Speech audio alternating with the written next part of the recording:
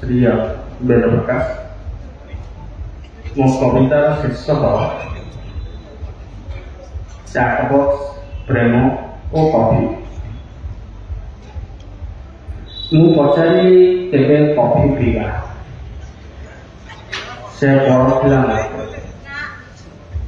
मु पचारि केबे कॉफी पीवा से बड़ पिला मते पचारिया कॉफी पर इरादा केते बात जाए पचारिया कॉफी पर इरादा केते बात जाए मु कहली जदिओ अधिक क्षीर और मीठा कॉफी मते बेसी भल लगे तथापि इरादा कॉफीर उष्णतार कॉफीर घास फूल जाए आगक आउ कौन से अप्लाई मिलवा केजानी आगक आउ कौन से अप्लाई होगा केजानी ता आखिरे लुह थिला कि छाती रे लाज रहुथिला जाना सब रुचिगला। आम भीतर अनेक बात छंदा छंदी होती केवल असीम शून्यतार तथापि आम कहीं भेटनु क्या परिचित हेले भी आम समाज खूब अपरिचित एवं कटकर परिचित गलीकंदी में बारंबार कन्फ्यूज होता पुरातन ठोका भाई भली संपर्क आमर केवे नदीर नाम अरसी कन्या तीरर ना कंदा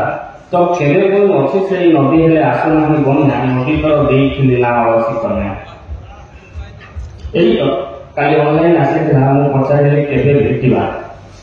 से कहला झियो को पढ़ा होछि सौ राति 11:30 निज भागे 4:30 स्त्री लोकर जीवन एमिति जहाँ बीती जाए पर रत्न खाई जाए जाना स्वप्न आसो कि ना किंतु जल्दी उठिले चित्रटे हुए तो आंकिबाकू देव झरा हुए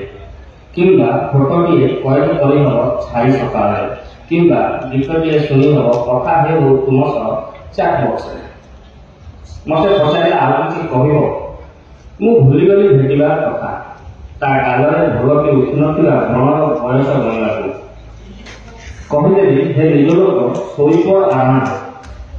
कहली हे निज लोक शोपड़ आराम खाली जान रखे कफिन जाए इरादा थिला कफिन जाए इरादा थिला हेले कफिन पर एबे प्रेम कहानी मते खूब तोफा दिशुछि मु नायक हो सारी से कहानी केवल अपेक्षा तू केबे कॉफी दे वो कहबू कॉफी आदो क्षीर मीठा कम अच्छे। धन्यवाद।